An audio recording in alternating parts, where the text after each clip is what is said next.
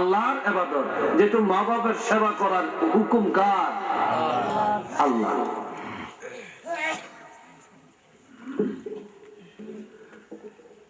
আমার প্রাণের ভাইয়েরা খুব খেয়াল করেন,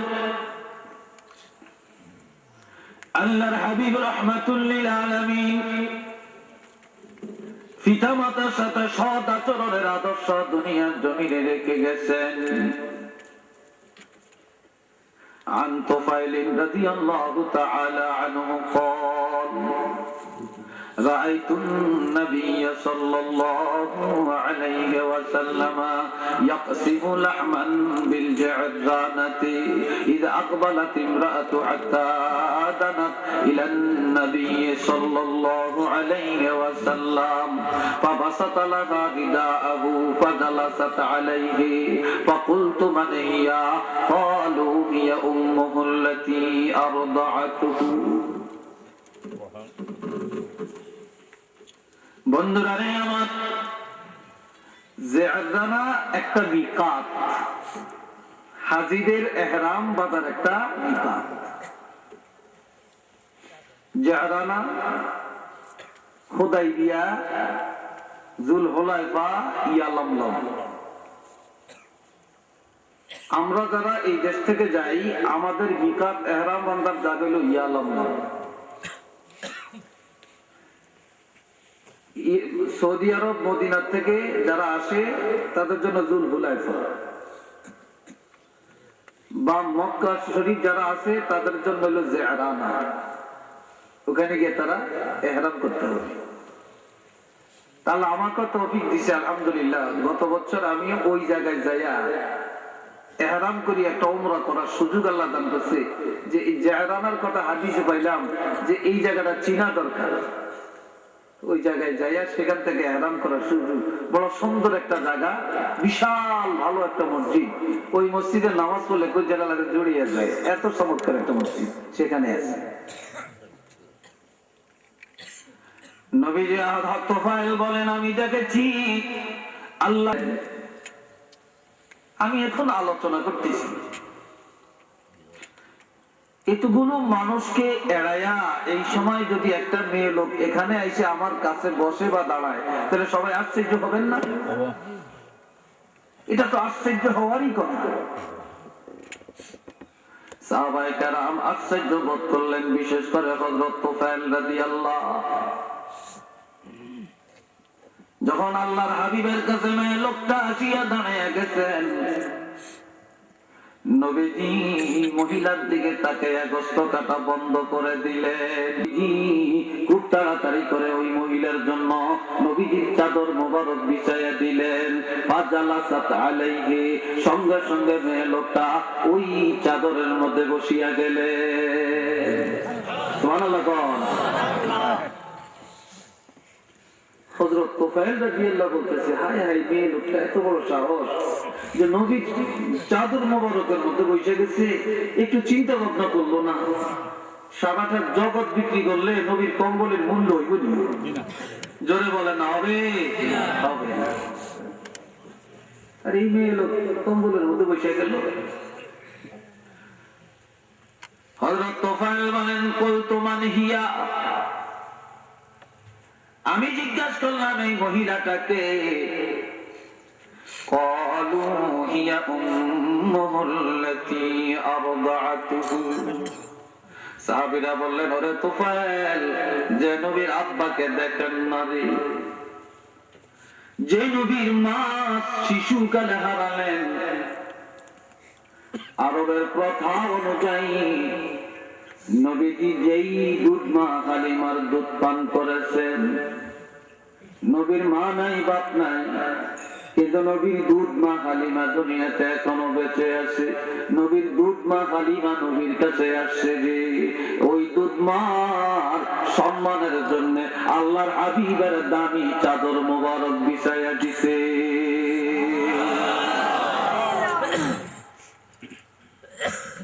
তিনি কি ইহসান, কি আচরণ, কি আদর্শ রাসূল রেখে গেলেন। وبالوالدين إحسانا ওয়া বিল ওয়ালিদাইনি ইহসানা, যে মানুষ যেন মা বাবার সাথে সদাচরণ করে, মা বাবার অন্তরে যেন ব্যথা না দেয়, মা বাবার মনে যেন দুঃখ না দেয়। কেননা মা বাবার সাথে যারা অন্যায় করে, মা বাবার অন্তরে যারা ব্যথা দেয়, আমার আল্লাহ ব্যথা পায়। কে ব্যথা পায়? আমার আল্লাহ ব্যথা পায়।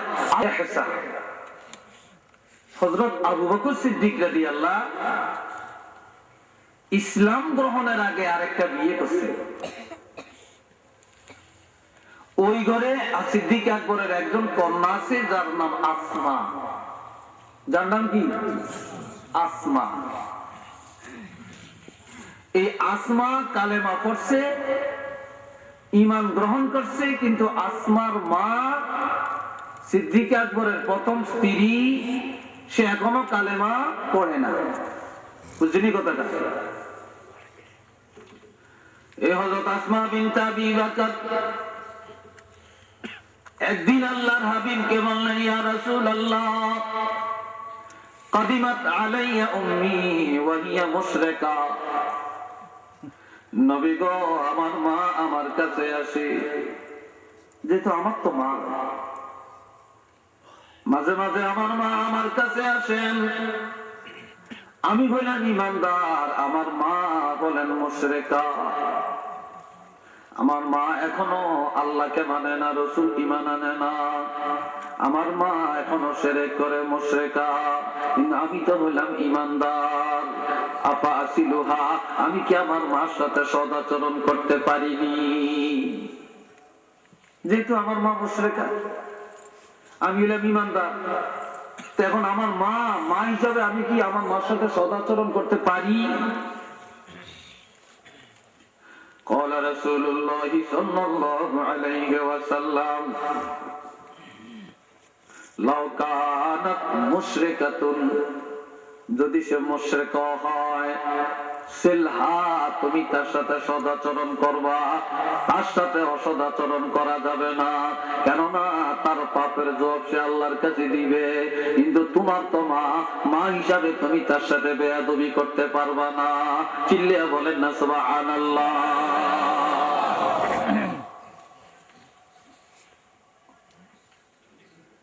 ওয়া বিল ওয়ালিদাইনি ইহসানা, তোমরা তাদেরকে ইহসানের আরে কত দয়া করা, তোমরা তোমাদের মা বাপকে দয়া করবে। কি করবে? চিল্লিয়া কর, কি করবে? দয়া করবে। আল্লাহু আকবার। কেমন দয়া মা বাপরে তোমরা করবে? ইম্মা ইয়াবলুগান্না ইনদাকাল কিবারা আহাদুহুমা আও কিলাহুমা ফালা তাকুল লাহুমা উফ।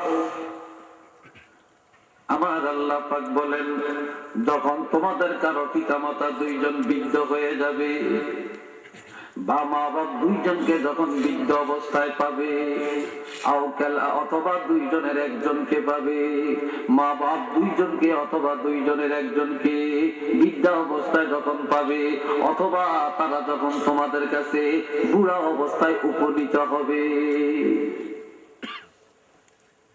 বুড়া প্রাপ্তবয়স্ক, তুমি যুবক, তুমি শক্তিশালী, কিন্তু তোমার মা বাপ বুড়া হয়ে গেছে, অথবা তোমার বাপ আছে মা নাই, মা আছে বাপ নাই, দুইজনের একজন বৃদ্ধ অবস্থায় পাইছো।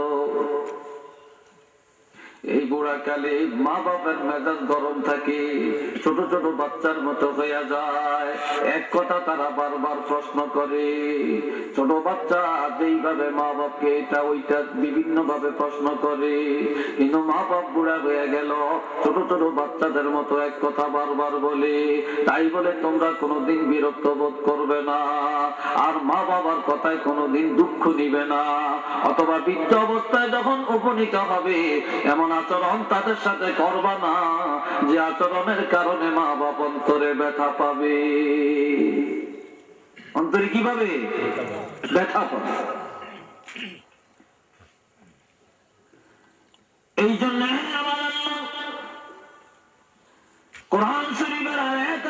মধ্যে বলেন বিসমিল্লাহির রহমানির রহিম ووصينا الإنسان بوالديه حملته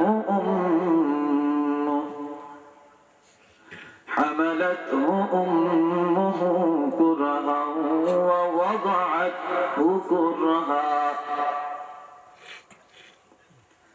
আরেক জায়গায় আল্লাহ বলছেন ووصينا الإنسان بوالديه حملته أمه وهنا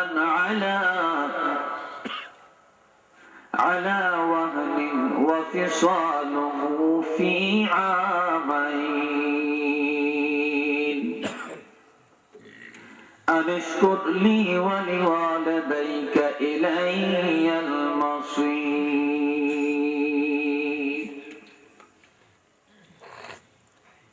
কি সুন্দর ভাবে আল্লাহ বলছেন আল্লাহ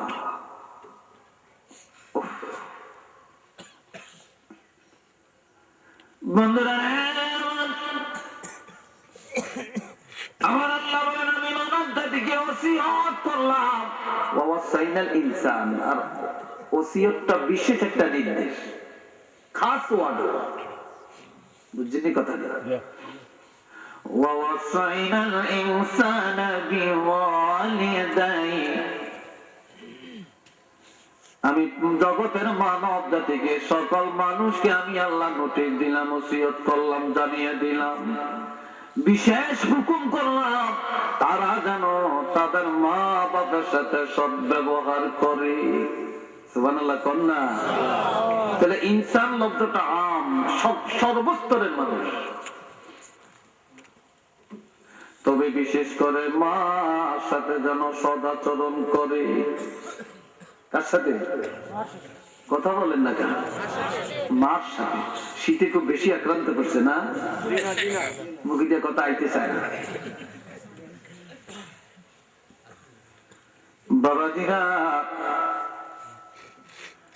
আল্লাহ বলেন বিশেষ করে মা বাবা মার সাথে যেন সদাচরণ করে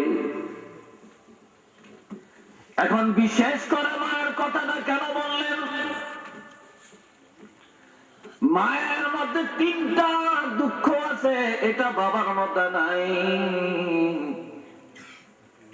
কয়টা দুঃখ কথা বলেন কয়টা দুঃখ মা বাবার মার মধ্যে দুইটা যন্ত্রণা আছে যেটা আর কারোর মধ্যে নাই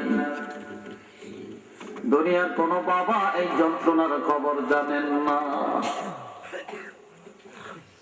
যার কারণে একদিন হযরত বাহাদুর ইবনে হাকিম আল্লাহর হাবিবের প্রশ্ন করলেন ইয়া রাসূলুল্লাহ মান আহাক্কু বিহুসনি সাহাবাতি নবী গো আমার কাছে সদ্ব্যবহার করার অধিক উপযুক্ত কে ক্বালা উম্মুকা নবী বললেন তোমার মা ক্বালা সুম্মা মান তারপরে কে ক্বালা উম্মুকা তোমার মা ক্বালা সুম্মা মান তারপরে কে ক্বালা উম্মুকা তোমার মা ক্বালা সুম্মা মান ক্বালা আদনাকা এরপরে তোমার আত্মীয় স্বজন তোমার উস্তাদ তোমার পীর কন্যা সুবহানাল্লাহ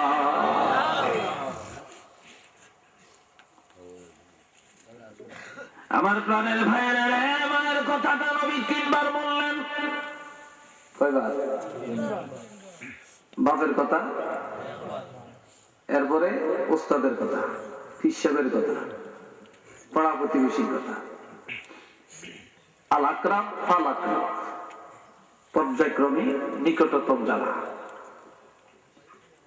এখন মায়ের কথা তিনবার বাবার কথা একবার কেন বললেন তাই বলে বাবার দাম কমে না রে বাবারা হিংসা করার কিছু নাই মায়ের মধ্যে তিনটা যন্ত্রণা এই জন্য নবী তিনবার মায়ের কথা বলছেন আর এই তিনটা যন্ত্রণার কথা আল্লাহ কোরআন শরীফে বলেন যে দুনিয়ার মানুষকে আমি নির্দেশ দিলাম তারা যেন মা বাবার সাথে সৎ আচরণ করে বিশেষ করে মার সাথে যেন সৎ আচরণ করে কেননা মার হামালাতুহু উম্মুহু কুরাহা, যন্ত্রণার পরে যন্ত্রণা, দুঃখের পরে দুঃখ স্বীকার করে মা আমাকে আপনাকে গর্ভে ধারণ করেছেন। আমি নেসার আহমদ, আপনি আব্দুল করিম, আপনি আব্দুল রহিম, আব্দুল সত্তার, আব্দুল গফফার। যখন মায়ের গর্ভে ছিলাম, আহারে মা কত কষ্ট করেছেন, ঠিক মতো হাঁটতে পারেন না, বসতে পারলেন না, খাইতে কষ্ট, শুইতে কষ্ট, হাঁটতে কষ্ট। মায়ের পেটে থাকা কালে আল্লাহ আমাদেরকে মার পেটেও খাওয়াইছেন, তবে মুখ দিয়া খাওয়ান না। মা ঋতুস্রাবের খুন বন্ধ করে দিয়া মায়ের নাভির সাথে সন্তানের নাভির সাথে আল্লাহ একটা তার লাগাইয়া দিয়া ওই তারের মাধ্যমে মায়ের নাপাক রক্তগুলি খাওয়াইয়া আমাদেরকে আপনাদেরকে লালন পালন করলেন, যার কারণে মা রক্ত শূন্যতায় ভুগলেন। কত মা ডাক্তারের কাছে যায়, কত মা প্যারালাইসিস হয়ে যায়। আবার আমি আপনি যখন আস্তে আস্তে মায়ের গর্ভে বড় হতে লাগলাম, প্রসবের সময় যতক্ষণে আসছিল, লজ্জায় মা কারো কাছে যায় না, কারো ঘরে যায় না, কারো বাড়ি যায় না রে।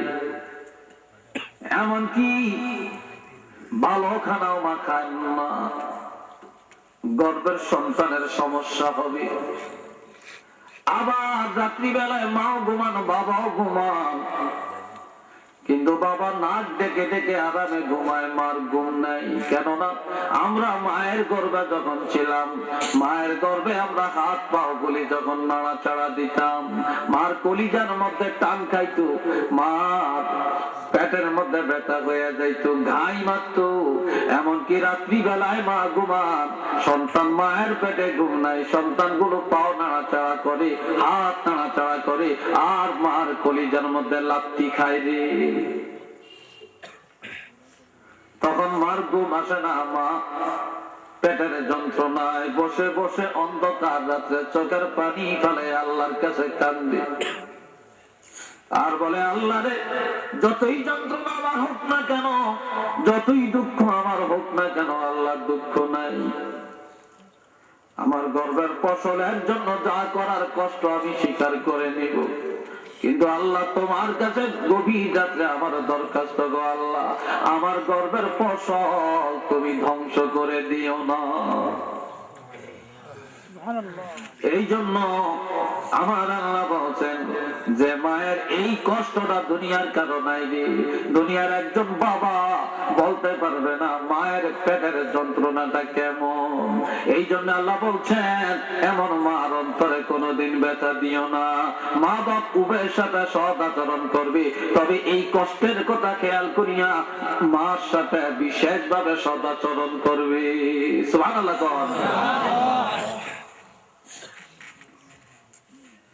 দ্বিতীয় নম্বরে মায়ের কষ্টের খবর,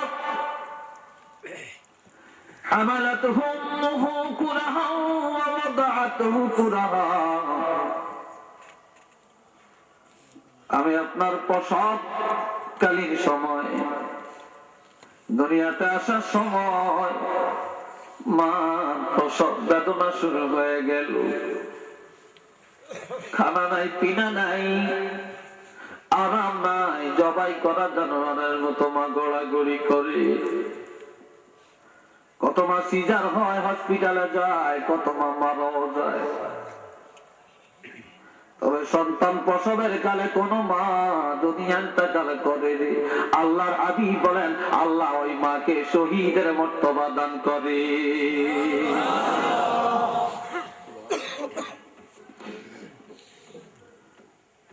বাবাজিরা, মা প্রসব বেদনা শুরু হয় তারা 1 দিন, 2 দিন, 5 দিন,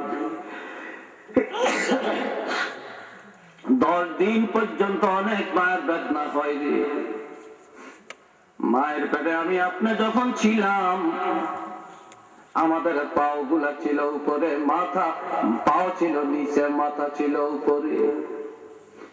মায়ের গর্ভের মধ্যে আমার আল্লাহ এই সন্তানের যেখানে আল্লাহ বলতেন ফি কবরিন মাকিন, সুরক্ষিত একটা এলাকা, সংকীর্ণ জায়গা, এর মধ্যে আমার আল্লাহ সন্তানের মাথাটা নিয়ে আসলেন নিচে, পাওটা নিয়ে গেলেন উপরে।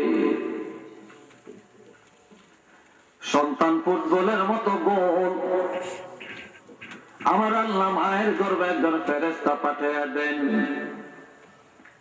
ওই ফেরেশতা মায়ের গর্ভে আসিয়া এক হাতে সন্তানের হাতের মধ্যে ধরে, আর এক হাতে পায়ের মধ্যে ধরে।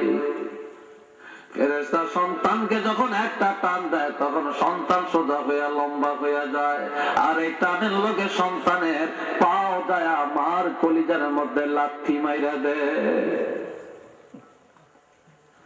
মা বেহুশ হয়ে জমিনে পড়ে গড়াগড়ি করে রে, জ্ঞান নাই, হুঁশ নাই। প্রসব বেদনার যন্ত্রণা যখন শুরু হইয়া যায়, এক একটা বেদনা যেন মৃত্যু যন্ত্রণা। দুনিয়ার কোন বাবা জানে না প্রসব বেদনার যন্ত্রণাটা কেমন। কত মা প্রসব বেদনার কালে বলে জীবনে আর গর্ভে সন্তান নিব না, স্বামীর কাছে ক্ষমা চায়, মা বাবার কাছে চায়, শ্বশুর শাশুড়ির কাছে মাপ চায়, জীবনে আর বাঁচার আশা নাই রে। ওই সন্তান যখন দুনিয়ার জমিনে এসে চলে আসে, ওয়া ওয়া করে তখন কান্নার আওয়াজ শুরু করে রে। মা বেহুশ, পৃথিবীর এমন কোন ডাক্তার নাই, কবিরাজ নাই রে এই মুহূর্তে মায়ের জ্ঞানটা ফিরে আনতে পারে। কিন্তু একমাত্র মেডিসিন, সন্তান যখন ওয়া করে চিৎকার করে উঠে, এই সন্তানের কান্নার আওয়াজটা যখন মার কানের মধ্যে যাইয়া পুষে, তখন সন্তানের জ্ঞান, মায়ের জ্ঞান ফিরে যায়। মা ওই সন্তান তার দিকে যখন একটা নজর দেয় রে, তখন মায়ের জনমের দুঃখের কথাটাও ভুলে যায়।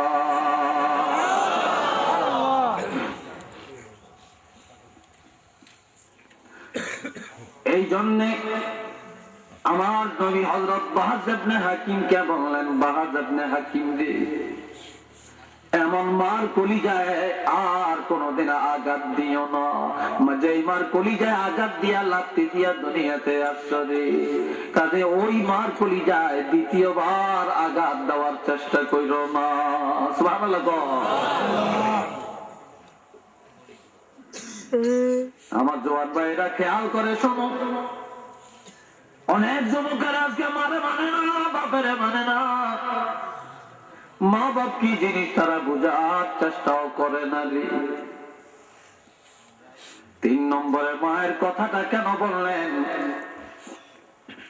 ওয়াফসালুহু ফি আমাইন। দুনিয়ার কোন বাবা সন্তানকে এক ফোঁটা দুধ খাওয়াইতে পারেন না, পারেনি?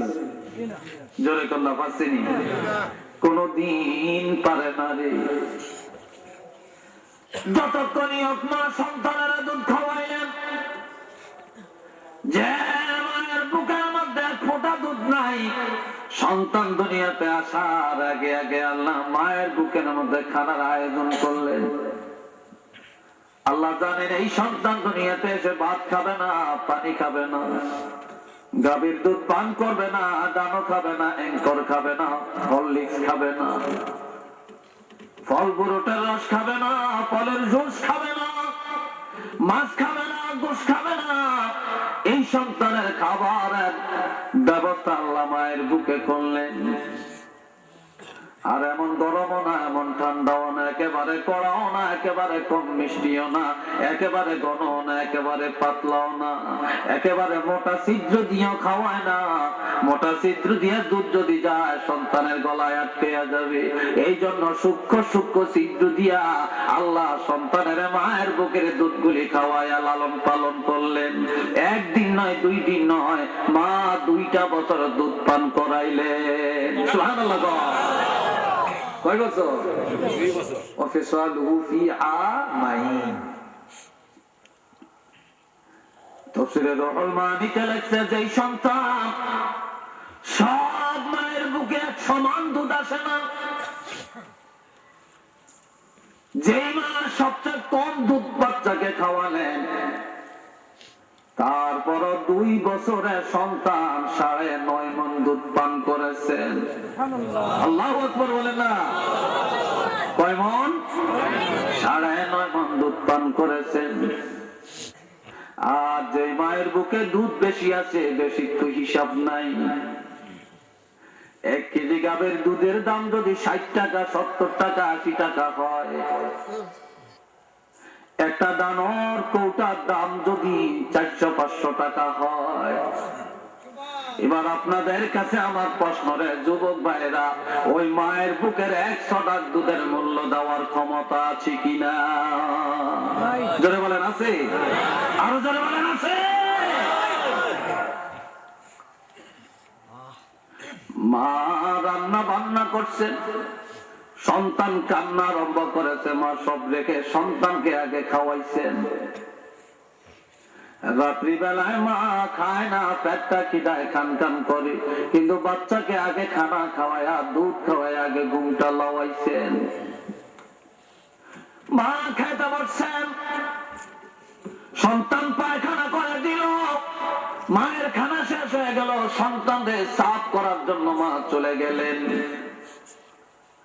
রাত্রিবেলায় মা আর বাবা ঘুমান, কিন্তু কিছুক্ষণ পরে পরে সন্তান পায়খানা করে, পেশাব করে, মার ঘুম